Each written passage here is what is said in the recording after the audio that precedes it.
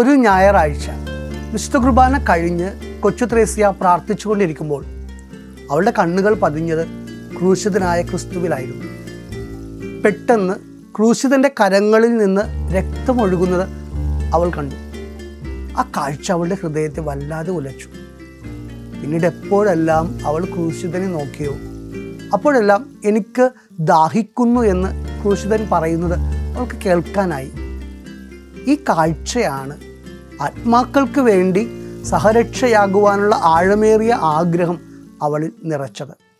അന്നു മുതൽ അവൾ ആഗ്രഹിച്ച് പ്രാർത്ഥിക്കുവാൻ തുടങ്ങി, എനിക്ക് ആത്മാക്കളെ രക്ഷിക്കണം.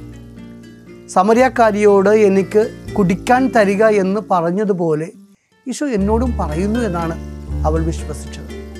അന്ന് അവൾ ഒരു തീരുമാനമെടുത്തു, യേശുവിൻ്റെ തിരുരക്തം ഞാൻ ആത്മാക്കൾക്ക് നൽകും, പകരം ആ രക്തത്താൽ ശുദ്ധീകൃതമായ ആത്മാക്കളെ ഞാൻ ഈശോയ്ക്കും നൽകും. അങ്ങനെ ഞാൻ യേശുവിൻ്റെ ദാഹം ശമിപ്പിക്കും. അതേസമയം മറ്റൊരു തീരുമാനം കൂടെ അവൾ ഈശോയെ അറിയിച്ചു, എൻ്റെ ക്രൂശിതനായ സ്നേഹമേ, എന്തുമാത്രം നിനക്ക് കുടിക്കുവാൻ ഞാൻ നൽകുന്നുവോ അത്രയ്ക്ക് എൻ്റെ ആത്മാവും ദാഹിച്ചുകൊണ്ടിരിക്കും. എനിക്ക് ആത്മാക്കളെ രക്ഷിക്കണം. പ്രിയരെ, കൊച്ചു ത്രേസ്യയെ പോലെ നമുക്കും പ്രാർത്ഥിക്കാം.